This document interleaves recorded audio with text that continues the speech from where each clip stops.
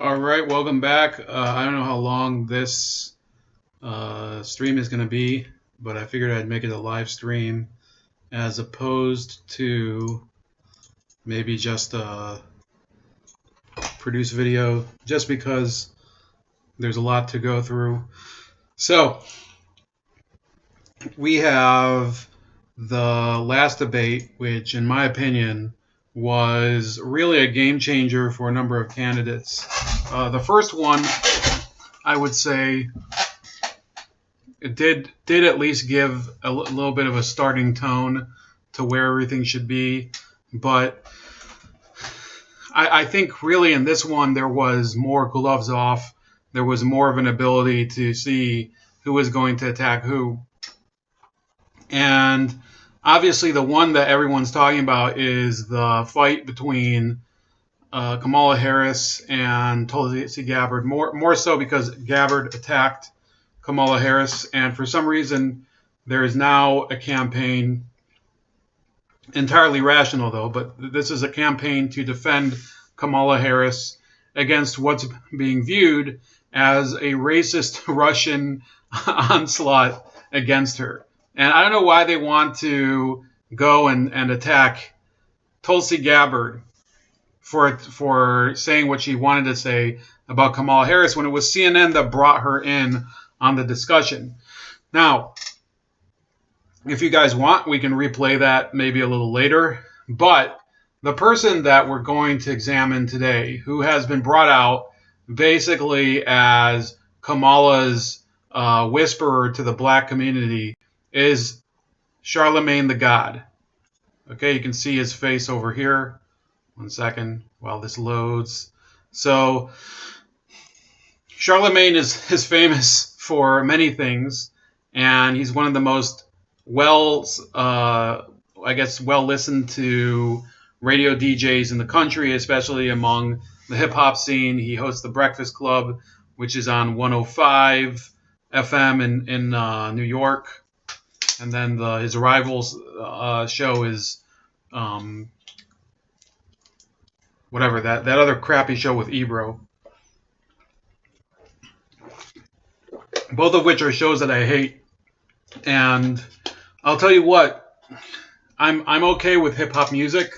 I think a lot of it's pretty interesting. You know, Tyler the Creator. I guess sometimes I'll listen to those songs and I'll be like, yeah, this guy had to get fucked up on something in order to create this. But it's interesting music. But hip hop radio, I believe, has always been conducive to dumbing down the audience that's listening to hip hop.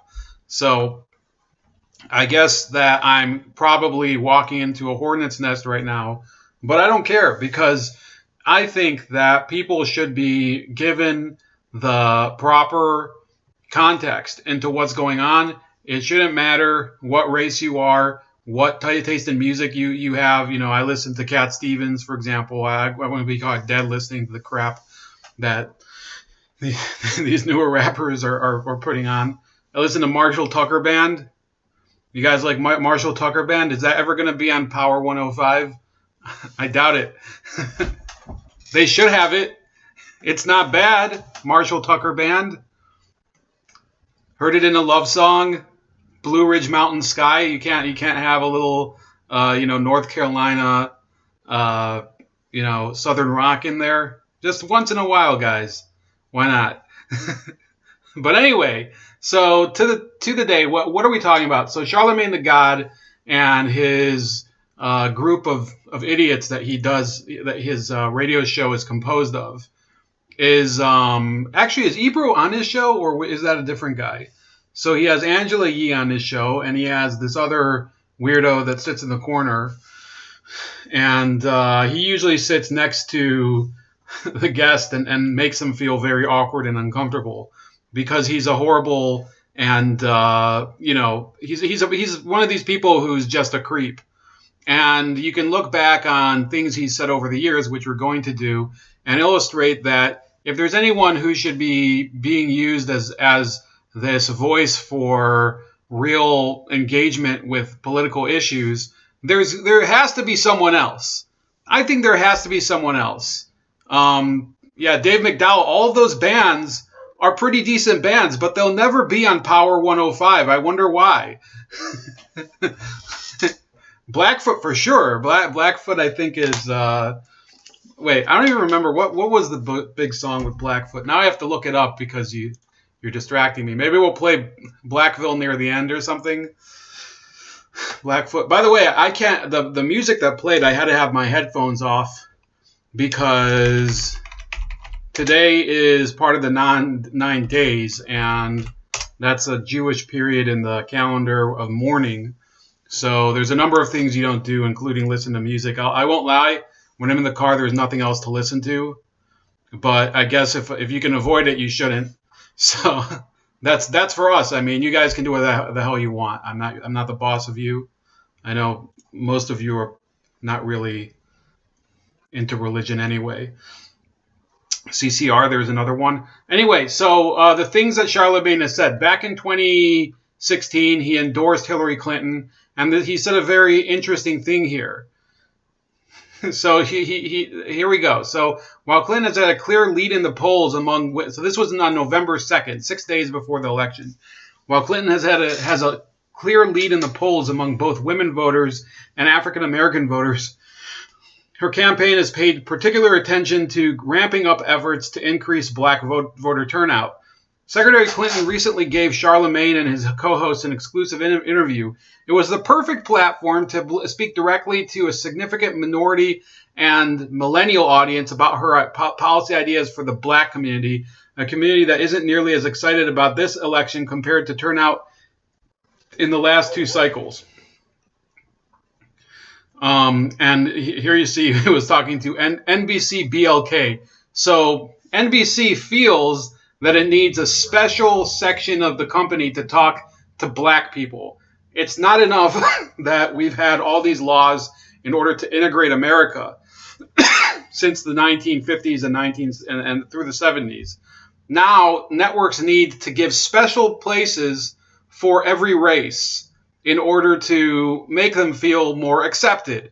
Because obviously, they believe that we live in separate countries, that black people enjoy different things than Mexican people, that Mexicans enjoy different things than the Vietnamese, and that white people enjoy different things than any of those other ones, and they can't relate to any of them. So therefore, that's NBC's idea of integration. That's Charlemagne's idea of immigration. In fact, they misspelled his name. He always, this is the way Charlemagne, the Emperor of France, spelled his name, Charlemagne. Charlemagne, the retard talk show host, radio talk show host, spells his name Charlamagne. So it's so black that they got the black radio show host's name wrong, except here. So yeah, they go back and forth between the spelling that he prefers and the spelling that the Emperor of France had. And then they go in through some other bullshit that they do. And then he goes down to here and he says, wait. The Uncommon Sense host also acknowledged the black community's historic distrust of the government and how some of Trump's supporters are sharing some of those same sentiments. In the situation with Trump, they're only saying the system isn't working because he's not currently leading in the polls. So they're just saying the system isn't working because for this one moment in time, they feel like things aren't going their way. For black people, we felt like it's been broken since day one, Charlemagne told NBC Black. In that regard. So while the system is so bad, he's talking to a fake radio show run by NBC, specifically geared towards black people, and he wants to pretend he thinks the system isn't working. So yeah, I had you at I think his famous thing is Donkey of the Day. I am Sarlar. So if you ever like listen to his show, Charlemagne is one of the most ridiculous talk show hosts that there is. He basically considers himself, and I think many people would agree. So I'm not speaking here as if I know, but he's essentially the authority on the world of hip hop. If he thinks that you should go far, his word matters a great deal. And then he says, regardless of what the system is throwing at us, we have no choice but to try to succeed. That's it. You don't have to have the option of failure. Like I said, empower yourself, put yourself in a position of power in order to win. So where is this logic? Why would you be voting for a party today if that's what Charlemagne says, that all the time talks about how the system is rigged in the economic system, that students can't pay off their debts because of society, that home ownership is an impossible dream because of the banking system, that this party that's completely opposed to capitalism, the Democratic Party, and you have Charlemagne, who's one of the biggest beneficiaries of capitalism. He owes his entire life and career, to the system of capitalism that allows an idiot like him to make money for talking to people on the air every day and insulting various people of, different degrees of talent on his radio show. So, New York Morning. Well, the thing is, so you find that I Am Sylar, I know, is one of the more edgy people who listen to my show. So, if you think that he's this big shill for the Jews, why did he have Louis Farrakhan on? I think it was 2 years ago. He had him on for an entire hour and just listened to him, didn't challenge him at all.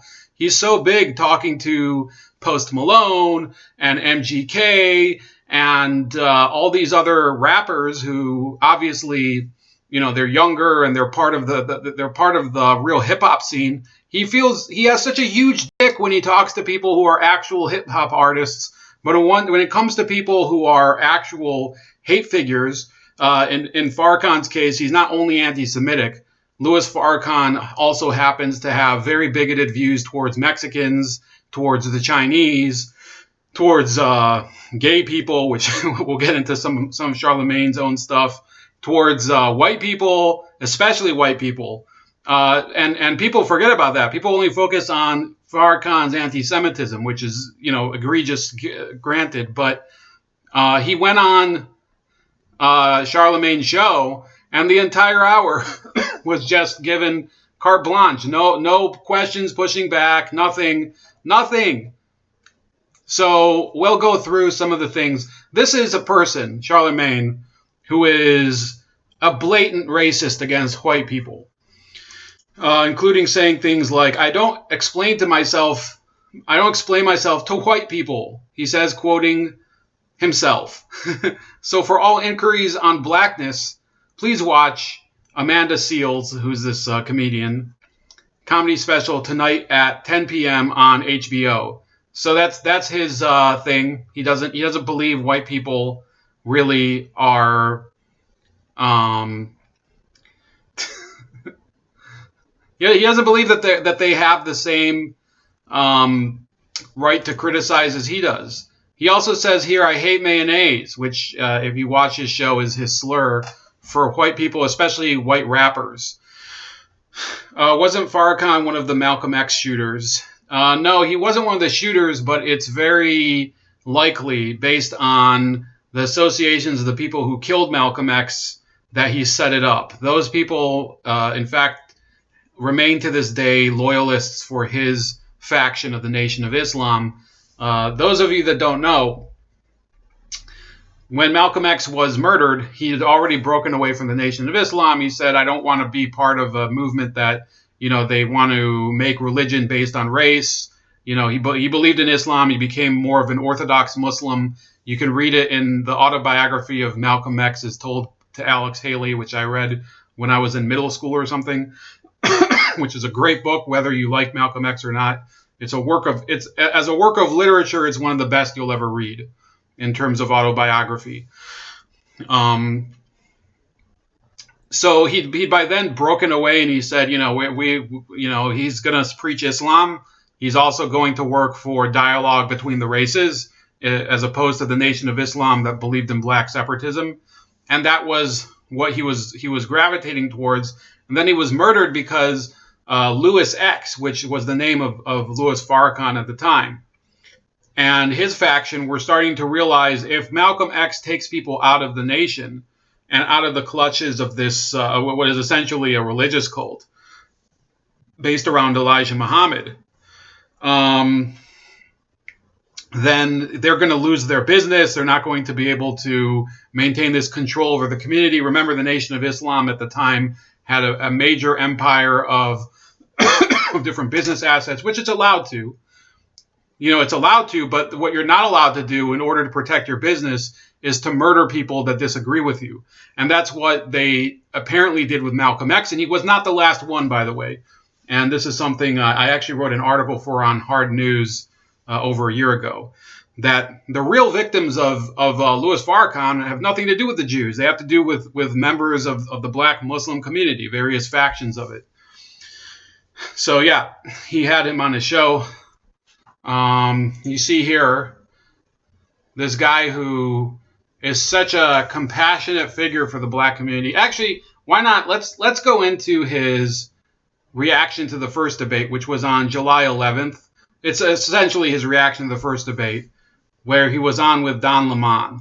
2020 race surges toward the primaries. The Democratic candidates are working hard to earn the black vote. And one stop that many of them are making is an interview on The Breakfast Club. Why is that? Well, the radio show has a huge following on air and online, especially with African Americans. On the show, the candidates are grilled by host. So by the way, I don't know if I'm going to get a copyright strike for this. So I think what I'm going to do here is I'm going to flip the screen. So, yeah,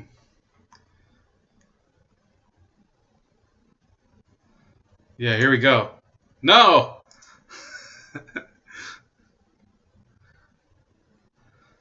Not me. Flip this. So we're going to flip horizontal, and then I think I'm just going to flip it vertical too and maybe play it at a little slower speed. So we're going to, I know you guys must be laughing in the chat. Actually, you know what? Screw it. We're fine now.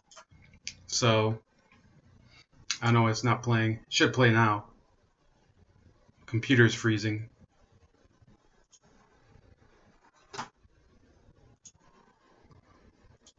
Charlatan the God, Here we go. who definitely does not hold back. The conversation's focusing on black voters, top of mind issues, and a whole lot more. Join me now, Charlatan the God. Brother Don, what's happening, sir? I've been trying to get you on here for years.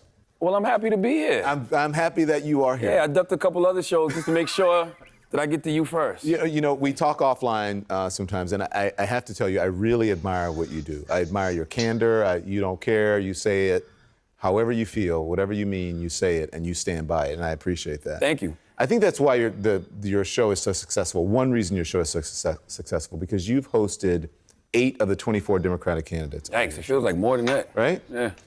They all come on to talk to you. What is the difference on your show than other interviews, you think? I think that they know Hold on. that they can come to us and be a little bit more loose. But I actually think that they were coming to our show because they thought that they could just get over on the black and brown audience. Like, they didn't think that, you know, we were as prepared as we are when they come to the show. So I think that they thought they could just come in there and just, you know, do their usual political rhetoric spill, their scripted talking points, and, you know, hey, on to the next thing.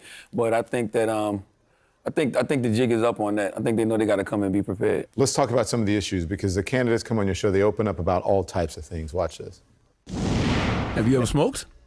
I have. Okay. Like And I inhale. inhale. I did inhale. Okay. It was a long time ago. But yes. So now I remember, it's not, Ebro is on the other show, which is also a crappy show. The Power 97, is it? It's either Power 97 or Power 107. They're both shitty shows. Anyway, so the guy who's on his show, on Charlamagne's show, is DJ Envy, who's also an idiot.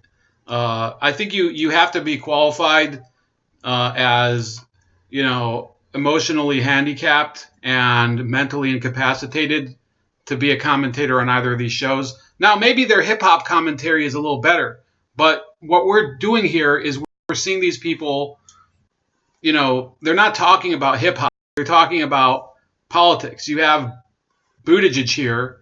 You know, why Buttigieg would be wanted on a show that has nothing to do with politics is anyone's guess. Hold on, this stupid... I was trying to get this article over and it didn't work. So this setup is fucking with me today. So 1 second. I had this article over here. Oh, here we go. So Kevin Hart, who earlier this year basically wanted so Don Lemon wanted him to do the rosary several times and say all these Hail Marys because of what he said about gay people years and years ago.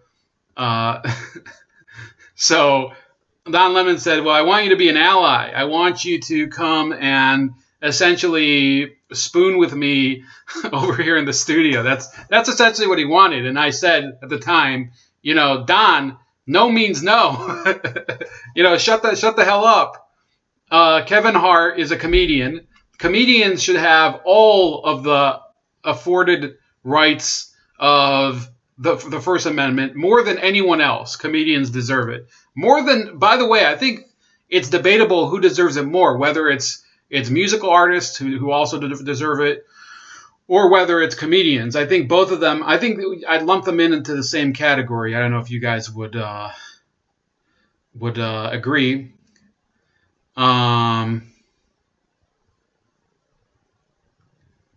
Buttigieg is a cool cat and down with the paws. I mean, cause. What else is here? So yeah, we have Humperdinck here. Welcome back, buddy. I know that he had some Twitter craziness, or it wasn't Twitter. It was something his commenting account on YouTube was not well. So, you know, we're glad to have you back. Anyway, so Don Lemon was all up in arms about that.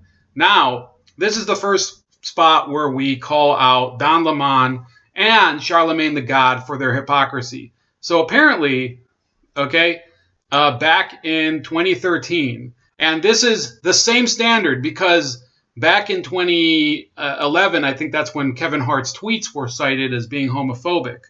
So I call a serial purchaser of penis because he went to male prostitutes or something. Apparently he was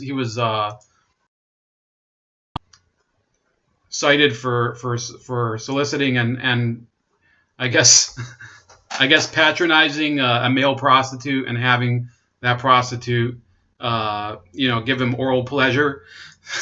So 1 second. So that I'm just getting the freeze all the time here. So if you guys are, experiencing interruptions, it's on my end.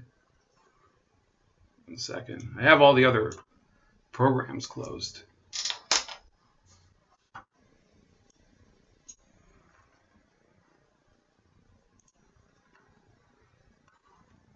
Oh, and now the screen's upside down, so you guys can't even see what I'm talking about. That's very smart of me. So we're just going to we're going to end the transforms right now. We're going to flip vertical and flip back to horizontal so you guys can actually see what I'm talking about. But we'll just play the video now. So this is him commenting on DJ Mr. C.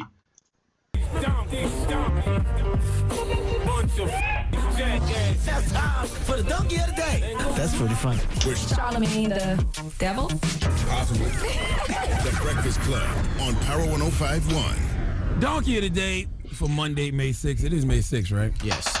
Goes to Calvin LeBrun, however you pronounce it, a.k.a. the Nasty African, a.k.a. DJ Mr. C. If you haven't heard, according to the New York Daily News, he was arrested this weekend for trying to pick up a male prostitute again.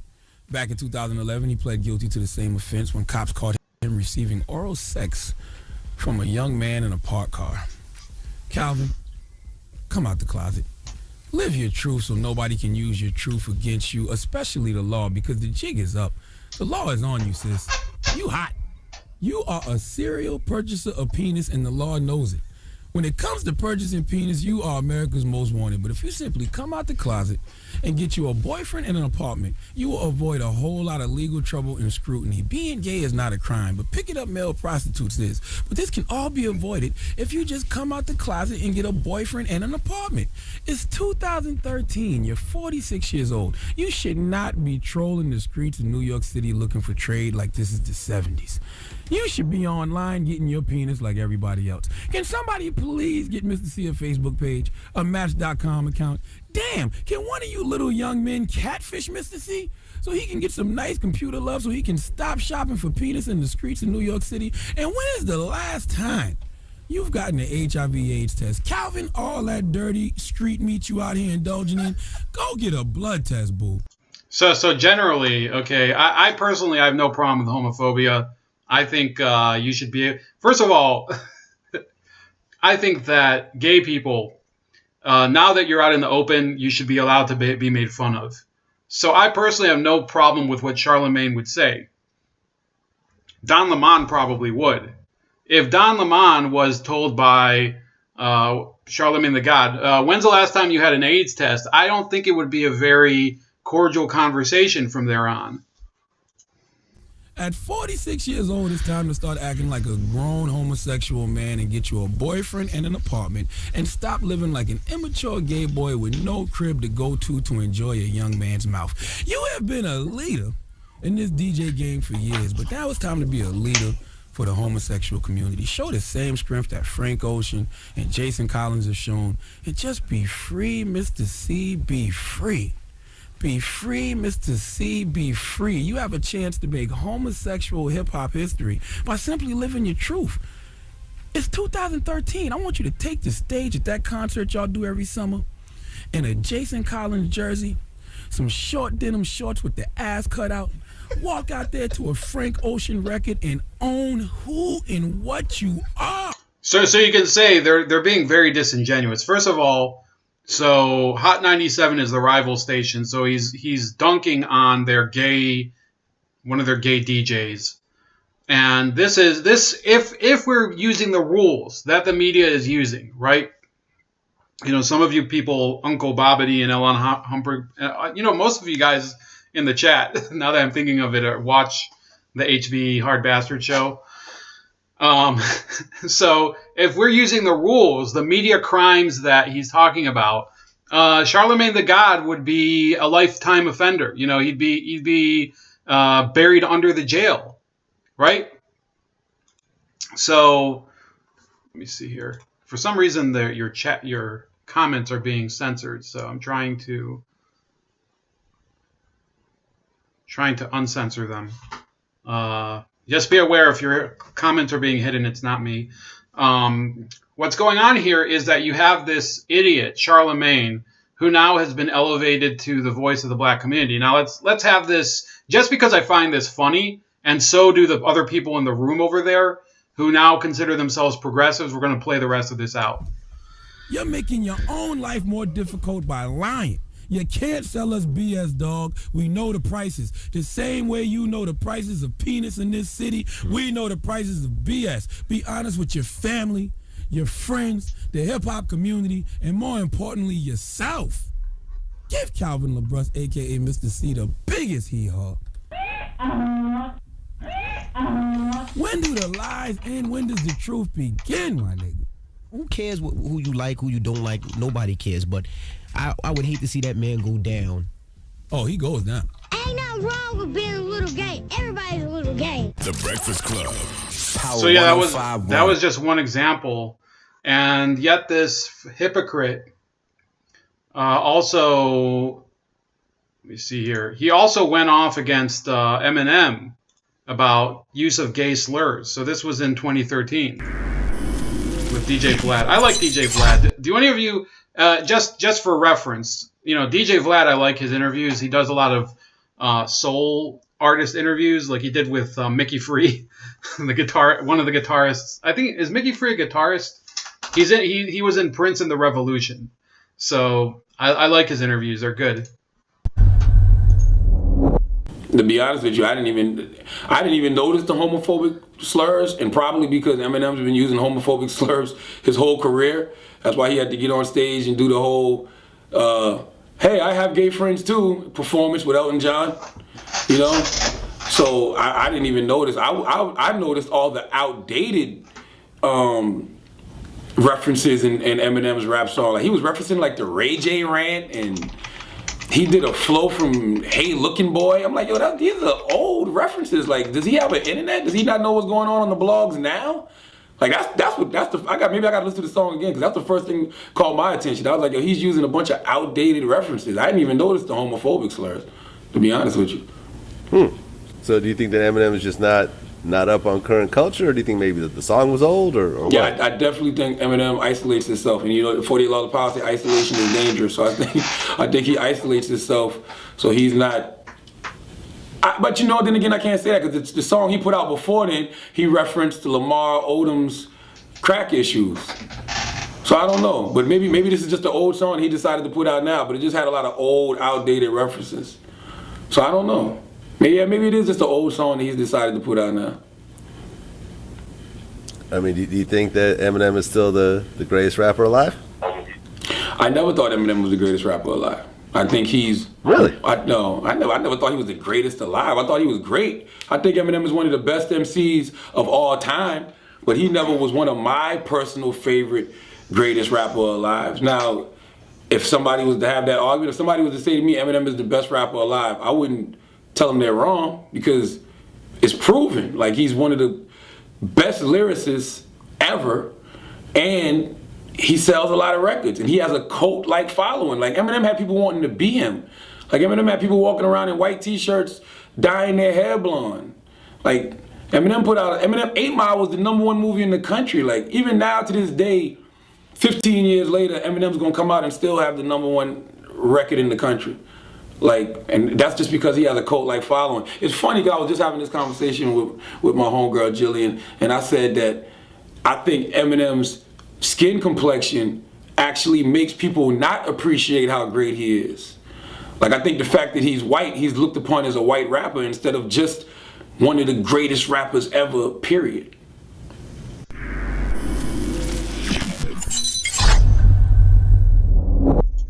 All right, so I think that was a legitimate opinion, and that's where, obviously, you know, those are subjective ideas. I'm not as big of a hip hop fan as almost anyone. You know, I listen to some, but yeah, he made a legitimate point that Eminem maybe isn't given as much respect because he's white or whatever. Who really cares? Because Eminem is himself a bit of a jackass. But yeah, he never condemned Eminem's use of the gay slurs, but he kind of made it seem, well, you know, it's not really something that you should be putting in there and stuff. He sidestepped it. So why is Don Lemon not holding him accountable for that? Don Lemon, I need you to be an ally, Kevin Hart. He goes after Kevin Hart for that, and he's not going to go after Charlemagne the God. The difference is that Kevin Hart is kind of a wimp, and Charlemagne is Mr., you know, I guess you could call him an alpha, but he's an alpha hypocrite. That's what he would be. What Chick-fil-A? You like Chick-fil-A? I do not approve of their politics, but I kind of approve of their chicken. God damn it. You my kind of guy, man. Before I declare president, I'm dating somebody that's really special. So. Oh. Yeah. So Cory Booker got a boo. I got a boo. You must not read the blog, Charlemagne. I see how you're looking at it. What are you thinking when you're looking at that? Like, I can't believe that's news. Like, that's the headlines. That's what people care about throughout the whole interview, you know. But I think the reason that they care about those sound bites right there is because, like I said, there's nothing you can ask a politician that they will not have an answer to, a scripted answer to. But, you know, you don't have answers to those kind of questions because you're not getting asked that kind of stuff anywhere else. Yeah, but sometimes I say, like, I'll watch an interview and I say, man, the answer to that question was so easy. Why didn't they just say this, right? Oh, yeah, Joe Biden, he fumbles the ball all the time. He misses layups. So let's talk about that then. What you think he fumbled? Oh, yeah, I think Joe Biden fumbles all the time because Joe Biden suffers from old white male entitlement, where he just can't simply say, I was wrong. Where he can't simply say, I'm sorry. Where he can't simply say, hey, you know, I thought this way at one time, but now I think a different way. And Let's turn that around, okay? He's saying that he suffers from old white male privilege. That he can't say, oh, I'm sorry or whatever. Well, Charlemagne, you for all those years, you were Mr., tell people that they should come out of the closet. Ask them if they have an AIDS test recently. There's another report here that he actually wanted Josephine, is her name Josephine Hernandez, Love and Hip Hop in Atlanta. He wanted her to show him her vagina for a show to prove that she's not a man. I guess he thought she was a tranny or something. So this guy wants to pretend that he is the moral voice for the black community, which Jocelyn Hernandez, whatever the fuck her name is. I don't know. I'm not going to pretend that I know who these idiots are. But in any case, this is generally these are the symbols of the rot of American popular culture and society, and especially within the black community. But I would assume, okay, I know people all around the country, people here. I would assume that he is not the only person that the black community listens to. Obviously, he has the rival radio show on Power 97, or is it Hot 97? I can never remember. I think it's Power 105 is his station, and the rival one is Hot 97. Who cares? Remember, just because Biden is funny to laugh at, and it's true, Charlemagne and others don't separate Biden from other whites when they speak like that. Look, I think that the problems with Joe Biden have nothing to do with him being white.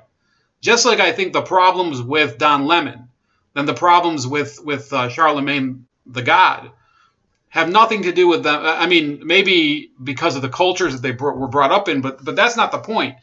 People are able to transcend their cultures and get a more logical way of thinking if they really try, and they're not trying. So the real issue with Joe Biden that they can't accept is that he was right about busing. He was right that you can't integrate schools by force. You can't have children be bused 4 or 5 miles away, sometimes longer. In Boston, I believe it was a longer distance back in the 70s, which is where there was the most friction. But even here in Ohio, people hated busing. Black people hated busing too. No parent wants their child to have to travel every day an hour to and from school. It's tedious. It's it wastes a lot of the child's time. They have to get up earlier. They have to work harder at night because they come home and they can't do the homework as early. That's what the busing issue was. That's why Kamala Harris was so wrong. That's one of the things that I agree with Joe Biden on. Let me see here. What else are you guys saying? I'm sticking with the old white male's privilege. So yeah, this is Charlemagne, Mr. The Biden can't say sorry. You can't say sorry either, Charlemagne. Instead of him just admitting that some of the things that he actually did was wrong. Then why do you think that he has such support among African Americans? Is that everything to do with Barack Obama, or is it because black folks just like him? It's all about Barack Obama. You know what I'm saying? Like, I'm from the South, so when you go to your grandmother's house, if you got a friend with you, your grandmother's gonna say, hey. That's my friend too. Yeah, I'm gonna fix him a plate. But when you're not around, grandma might have some questions. Do you think that there is, because you said it was an old... So think about how ridiculous that statement is. So he's assuming that black people are going to take to Joe Biden just because he is Barack Obama's vice president, right? But he's putting it in a way that is in itself ridiculous. I think that a lot of black people never accepted Barack Obama himself because first of all, he was raised by his mom, who's not black, who's white. He was also his family, according to public record, right? According to public record, was from Kenya on his father's side. So it's not necessarily these racial politics are things that he's projecting on his entire society. I would be, fair in assuming that there's not a lot of white kids that are adopted by black people, but this is kind of stupid. This notion that people are accepting Joe Biden merely because of the fact that he was Obama's vice president. I think there is a point to that. I just don't understand why this is, he has to phrase it that way, as if, it's all about this very superficial culture of, you come over after school with your friends. I don't think it works that way. What were your words? Joe Biden suffers from old white male entitlement mentality. Do you the think epitome of privilege. Do you think that some people are too old to run? I don't think people are too old, but I think that you can have old ideas, and I think that you got to be willing to learn new things. Really, you got to be willing to unlearn. That's what I'm more interested in. What have you unlearned? A lot of these guys aren't telling us what they've unlearned because they're still holding on. What have you unlearned, Charlamagne? Have you unlearned calling white rappers mayonnaise? Have you unlearned that yet? Those old things that we're complaining about. Are there others who you think could answer better in this race, other than Joe Biden? Answer what better? Answer questions better, especially when it comes to the black agenda. I think Mayor Pete is great, with his the Frederick Douglass bill that he passed. That's a specific black agenda. I think Senator Kamala Harris is great. I think. So this is where we get to the part where he's Kamala Harris's pawn, because Kamala Harris had to pander. She had to prostrate herself. She had to genuflect before the black community because so many people were calling her out for being a fake, which she is. That he was part of the effort to rehabilitate her in the black community. Elizabeth Warren is good. I think this is the first time that these Democrats have had to present a black agenda. I think that black people have been so loyal to Democrats for so long for no reason. We haven't asked for anything. But now this year we're saying, what is your black agenda? And they're creating one. Why do you think this president and this administration gets away with so much stuff? Old, white, male entitlement. Only an old, rich, white male can get away with the things that Donald Trump is getting away with. People say it all the time. If Barack Obama did a quarter of the things that Donald Trump has done, he wouldn't even made it to be the nominee or anything. He'd have been out first round. Let's talk about the things that Barack Obama did that Charlamagne never cared about when he was the DJ at Power 105. Obama audited people for the Tea Party as if they were trying to cheat their taxes. Okay, he did things like he prosecuted a number of journalists, including I think it was James Rosen, if I'm not mistaken, Risen. He also prosecuted more whistleblowers than any other president. He embraced the surveillance state. He engaged in the drone war overseas. He also deported more illegal immigrants than any other president. Okay, so Barack Obama got away with a lot of stuff that nowadays the Democratic Party considers to be, just in like unforgivable crimes. That's basically what's going on. So no, I would say President Trump is at a disadvantage in terms of privilege compared to Mr. Obama. Compared to and by the way, I think Bush got away with a lot of stuff because he was he was from the right family and he had the right connections and he was in with the right crowd. I think that would have been a good criticism for him and for Dick Cheney. But for him to claim, Donald Trump gets away with a lot of stuff that Barack Obama couldn't get away with. President Obama got away with so much. He got away with all that stuff about lying about Obamacare. He got away with opposing gay marriage his entire career, running for office 2 times, for president 2 times, 2008 and 2012, opposing gay marriage, which I'm against. But he was against gay marriage, and then once the Supreme Court did the work for him and ruled on Obergefell versus the other person, I don't remember. I think it was Obergefell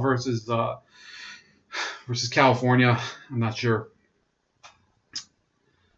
Anyway, so they had this massive party and they lit up the White House like a rainbow.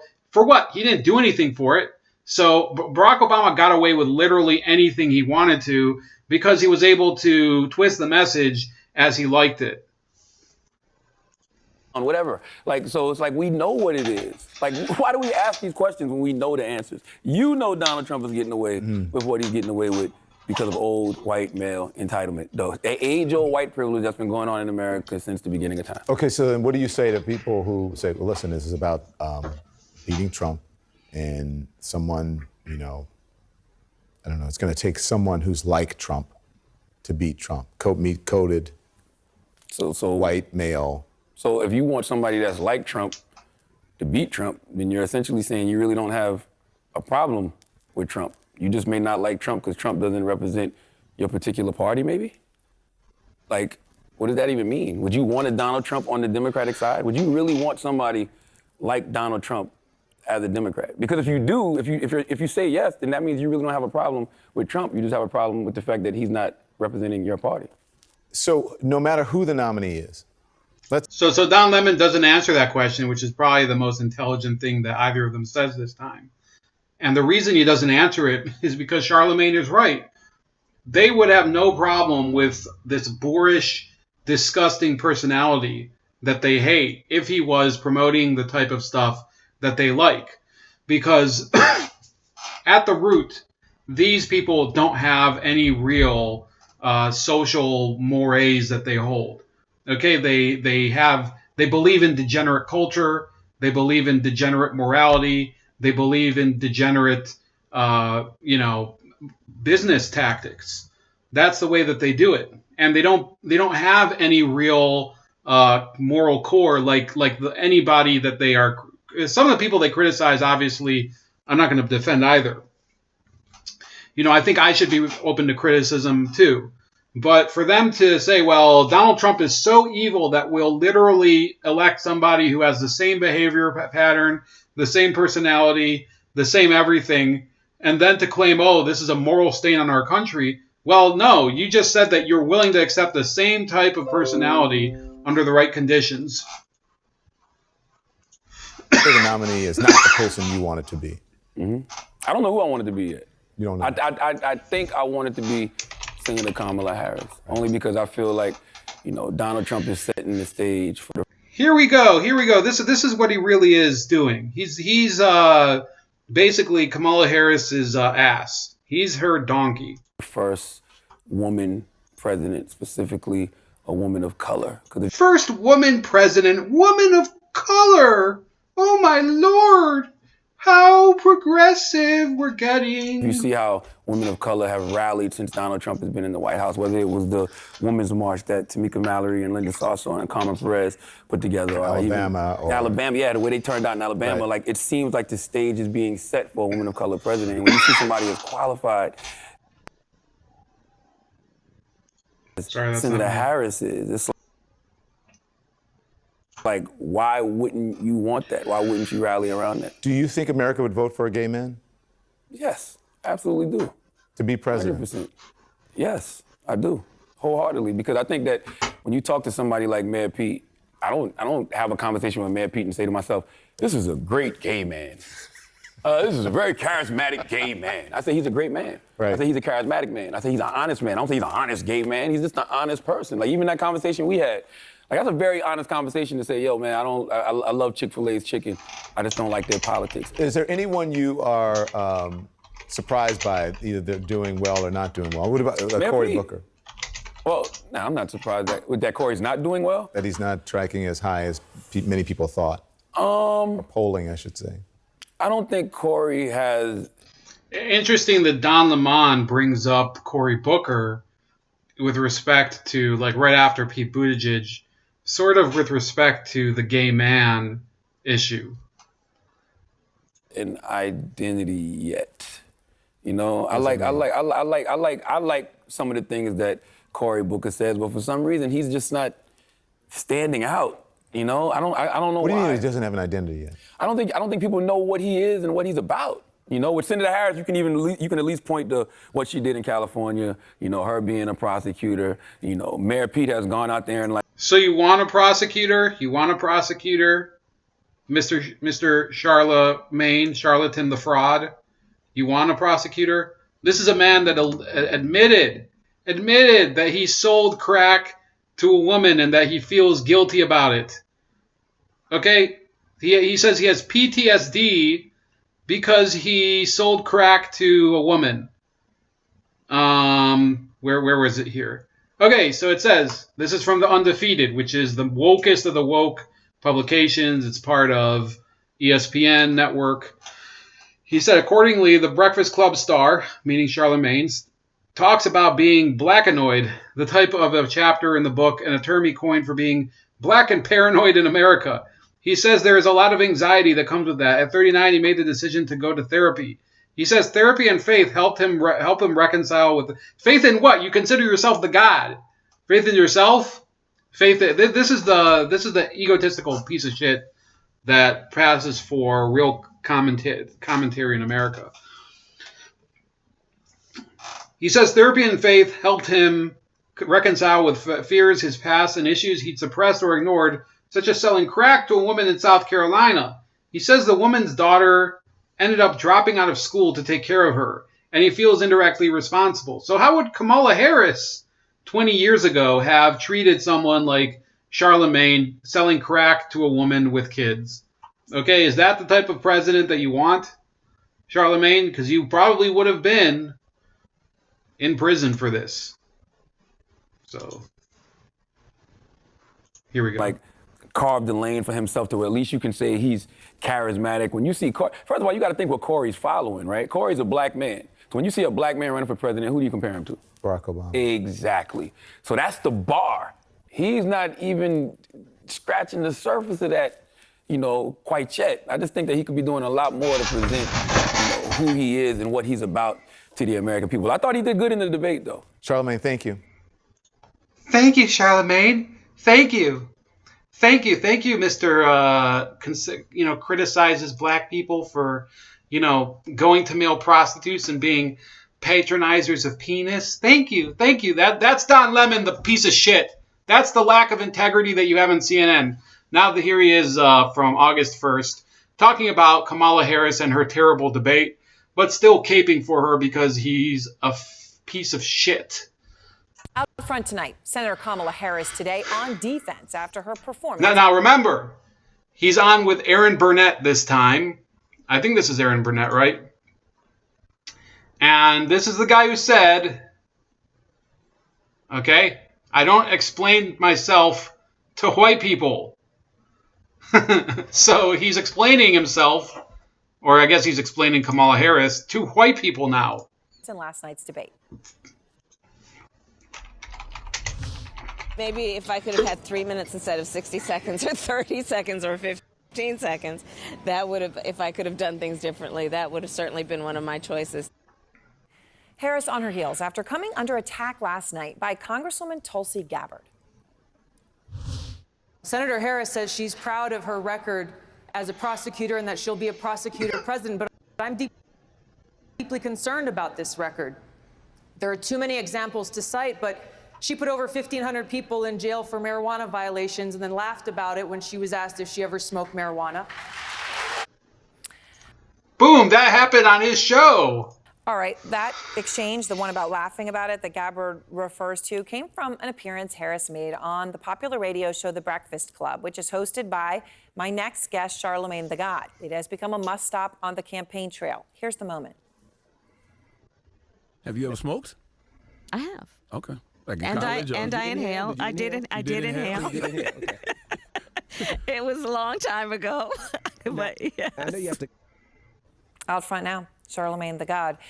And I know we played that moment before. It was an important moment. You talked about how genuine she seemed, and now obviously, you were talking about legalizing marijuana during that exchange. Mm-hmm.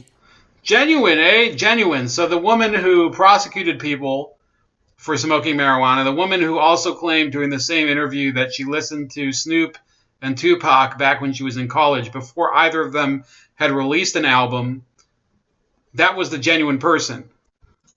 Congresswoman Gabbard has come out and put forth, these people that she put behind bars for marijuana. What did you make of that moment in the debate last night? I didn't think it was a genuine moment simply because if you want to attack, I don't think it was a genuine moment, but I take Kamala Harris's lies as genuine answers. Senator Harris, for, I guess, contributing to putting people in jail for drugs, then why wouldn't you attack Joe Biden too? If your purpose was to combat somebody for the war on drugs, I mean, the author of the 94 crime bill and the 88 crack laws was sitting right there in front of you. So I just thought it was kind of low-hanging fruit to go after Senator Harris for that. But, everybody should be questioned on their record. So after Harris was attacked by Gabbard, right, the interview, the debate ended, she came on CNN and she did an interview. She then was talking about the moment with Gabbard, and here's what happened, Charlene. Did you expect that from Tulsi Gabbard? Had you had interaction about that in the past? And how do you think it went? Well, I mean, listen, this is going to sound immodest, but I'm obviously a top-tier candidate, and so I did expect that I would be on the stage and take hits tonight because there are a lot of people that are trying to make the stage. So Charlemagne probably did not see that up until then, because Charlemagne is not really clued into anything really going on, because Charlemagne is a dumbass. So this is probably the first time he's hearing that, and you can see that from his expression. Let's watch his face again. I did expect that I would be on the stage and See take that? hits tonight because there are a lot of people that are trying to make the stage for the next debate. Yeah, for a lot of them, it's do or die. Well, yeah, and especially when people are at 0 or 1% or whatever she might be at. Okay. Does that swagger help or hurt her, Charlemagne? I mean, it's the truth. She is a top-tier candidate. Her, Joe Biden on that stage were the big guns. So. Okay, the reason she's a top-tier candidate was because she attacked Joe Biden during the first debate. So it's the same. This is something, if you watch Matt Christensen's channel, you can see, and he brings it forward, that is really the crux of Kamala Harris's entire worldview, that her position, the bearing of her position, being a former Attorney General of California, being a senator, the fact that she has those positions is why she deserves to be the president. It's not what she did in those positions. It's not whether she actually helped change anyone's life. It's the fact that she is literally, and this is what a lot of people have been telling me, she is essentially the new Hillary Clinton. She's Hillary 2.0. Okay, that's really the problem here. She's like a cross between Hillary Clinton and Barack Obama. She is all of the same feminist garbage rolled up with a lot of the same, intersectional racism. Everybody was, coming up against them. I mean, but yeah, the thing I wanted to say regarding Matt's video was that he said, look, by the same token, when you attacked Joe Biden, you were pretty low in the polls too. I think she was at, actually, I think I have it pulled up. She was at, before the last debate, before the June debate. So this is reloading. So sorry, this computer is going crazy right now. She was somewhere below 10%. Okay, here we go.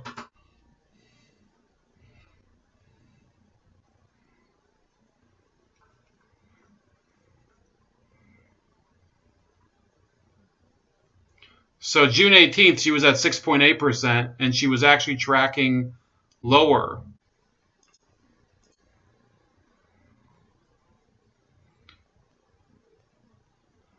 On the 21st, yeah, she was tracking at like 7%, and then she had this big boost immediately after the debate to 14%. Now, she wasn't quite as low as Gabbard, and I think one of the reasons that I don't trust the polls is that even if I don't believe that Gabbard is at like 8% or 10%, but I don't really believe she's at 0.8%, which is what these polls and the aggregate are saying. So yeah, let's go back to here. So that whole premise that, she was going after me because she's low in the polls. Well, you were low in the polls when you were going after Biden. And Gabbard, I can't even pronounce her name. Is it Gabbard? She is at 0%. So you like the swagger. You like the, I don't mean to be immodest. Yeah, it's the truth. Even though she should have had that swagger on the stage last night, because she was terrible on the stage last night. Okay, yeah, all right. Yeah. Is she still your favorite, or? Yeah, she's still my favorite simply because our current president is a criminal, and who better to go up against a criminal than a prosecutor? Donald Trump needs to be prosecuted. So you are a criminal too, Charlemagne. You sold crack to people back when you lived in South Carolina. So you're passing judgment on somebody who there's been no... remember, there's presumption of innocence in this country. Now, you've admitted that you sold crack to people. Donald Trump has never admitted to conspiring with Russia. He's never admitted to, obstruction of justice. He's never admitted to most of these other crimes. He's beaten a lot of these charges in the courts. The Mueller report came up empty. That's the truth, Stormy. That's the truth. Stormy Daniels knows just as much because I think she's in like $500,000 of debt because of the so-called justice system going after Donald Trump because of a lawsuit. So what the hell's going on here when you see Charlamagne saying, oh, we need a prosecutor? Should we want a prosecutor to go after you, Charlamagne?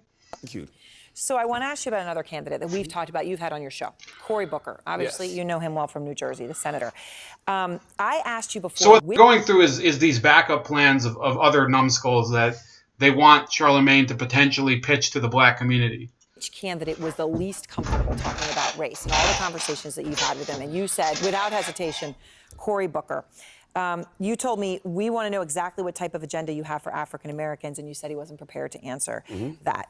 Did he change your mind at all last night? Cory Booker won the debate last night, if you ask me. You know what I'm saying? I thought he did great, and because he brought up things that I've been waiting for people to question. You know, I wanted people to question Joe Biden on his tough on crime stance. I wanted somebody to talk about the Russian interference that we all know exists, that Robert Mueller talked about in his Mueller report, that the Senate Intel Committee.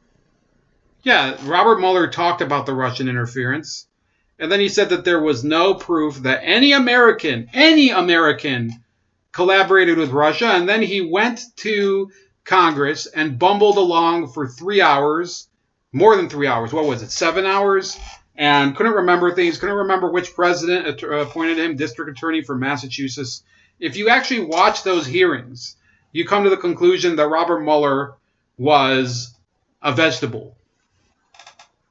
He has talked about that I'm scared of because I'm a private citizen that has to vote next year. So let me play that moment, because that was a moment when Cory Booker connected those things together, race and Russia. Here he is. Look, this is one of those times where we're not staring at the truth and calling it out. And this is a case for the Democratic Party, the truth will set us free.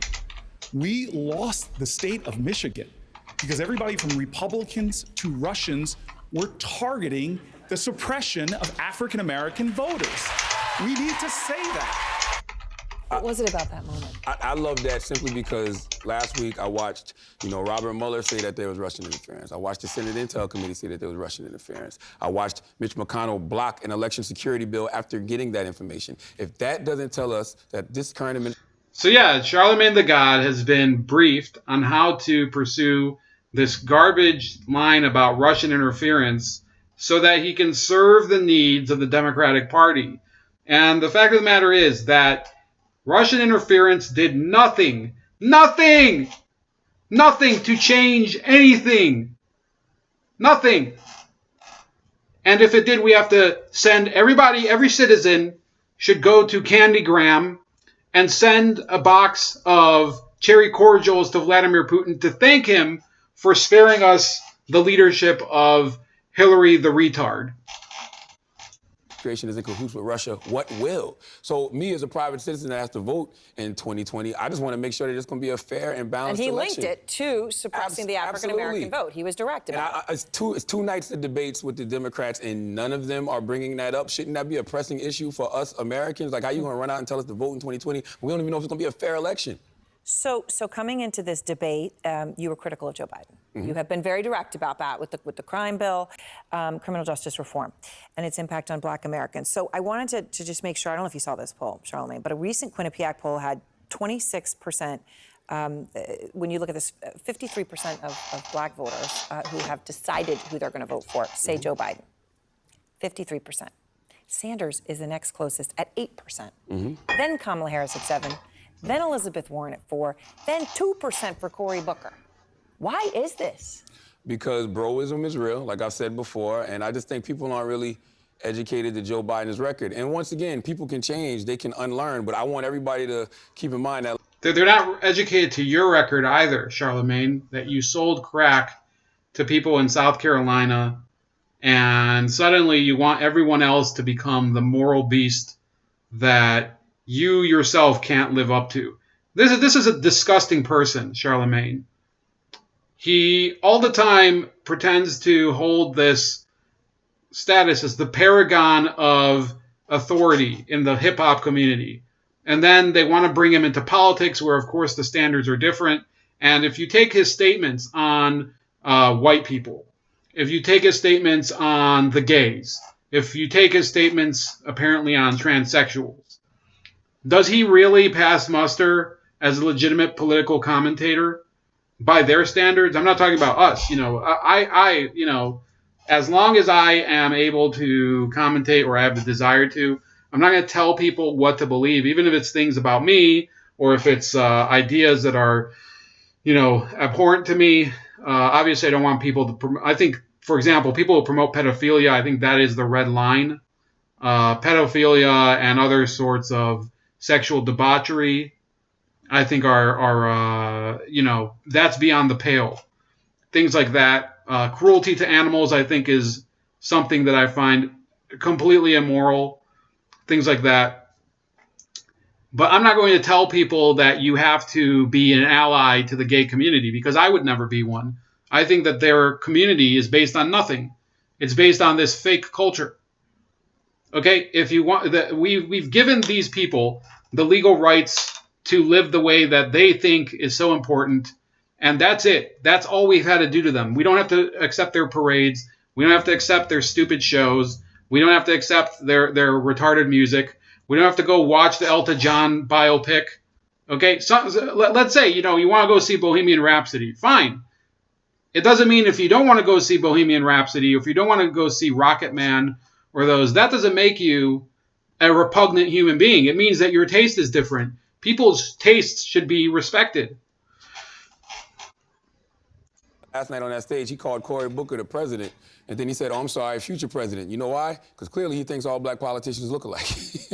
Okay? Whoa. Nobody paid that no attention. You know what I mean? I just want Joe Biden, why can't he just simply admit, hey, I made some mistakes, I did some things wrong, I want to correct those things going forward. So you come out. I'd like to ask Charlatan the God, would you want your child being bused to school 1 hour each way? Okay, it doesn't matter what the reason is. That's not something that you can say to parents. Sending their kids to school is a legitimate inconvenience. Out of this saying Joe Biden is not getting there. Mm-hmm. Cory Booker wins, but you're still, as of now, I just think that Harris. I think that the Democrats as a collective are failing America. And the reason I think that they're failing America is because they're not being honest, like Cory Booker said. Like, we have a crisis in the White House. We have a president that seems like he has a fascist agenda. To me, that's what I think, you know? And I think that if we continue on this path, democracy as we know it is going to be dead, because it looks like the fight is fixed. You've got the Department of Justice on your side. You got the Senate. You got the Supreme Court. You got the National Intelligence now. And it's like, and the Russians in 2020? I'm not going to feel comfortable telling. Well, let's think about how ridiculous those takes are. The president is elected to head the executive branch. The executive branch has the authority to direct intelligence services. He has the authority. So the president has the authority to appoint an attorney general. The Senate has to confirm him. Who won the Senate in 2016? The GOP did. Okay, it was democracy that validated both of those things. They validated who was the president. They validated who was the Senate. Therefore, the Senate gets to confirm the president's choice for cabinet picks and for various other federal appointments and for court appointments. Okay, it's basic civics. That's not what fascism is. If you think that fascism is something, if you think that that is fascism, then you should have objected in 2008. When the Democrats won both houses of Congress. They also won the presidency, and President Obama appointed Elena Kagan to the Supreme Court as his first pick. I think it was a few years later, when they still owned the Senate.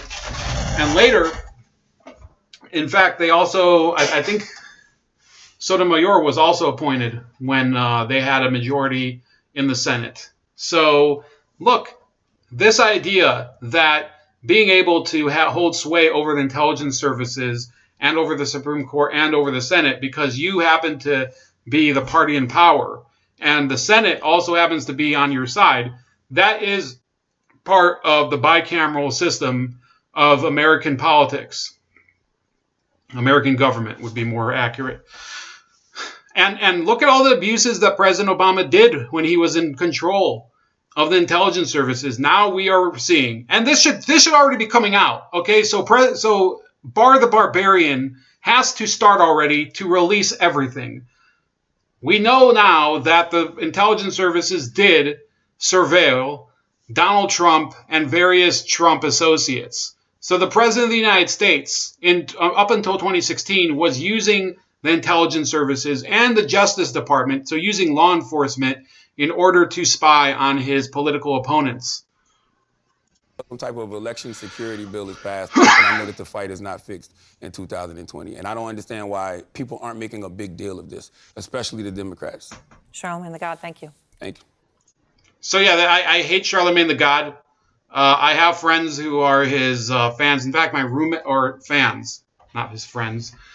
So I had a roommate who was a huge fan of his, and he used to play his stupid show all the time. And this is why I think that hip-hop, at least hip-hop radio, okay? If you want to listen to hip-hop music, that's fine. You know, I used to really like Wu-Tang Clan. I also used to like, you know, this is going way back. I actually used to be a big Busta Rhymes fan. Right? So I think you can obviously like whatever music you want. I have no position on whatever tastes you have in terms of music. But the radio shows are just retarded. And the people who host those radio shows are gatekeepers of the establishment. And they want you to vote for people who are essentially criminals. And they're the criminals that are being trusted to prosecute other criminals. And you have a criminal, Charlamagne, a crack dealer, who is trying to say, well, we need a prosecutor. That's how ridiculous it is. So that's about it. I think I'll just replay the music. I'm not going to be listening, but thank you guys for joining me. I hope that you agreed, or if you didn't, that's fine too. You could leave a comment in the comment section, and we'll talk later. I am going to be editing my video review of Fear and Loathing on the Campaign Trail. I've already recorded the video, but here we go. So I'm going to be working on that, maybe release it tomorrow. Who knows? And that's about it.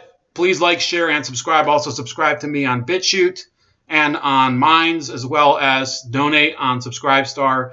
My screen name on all of those is Chef Leopard, and you can also find me on Gab at Starscream85. And I'll talk to you later.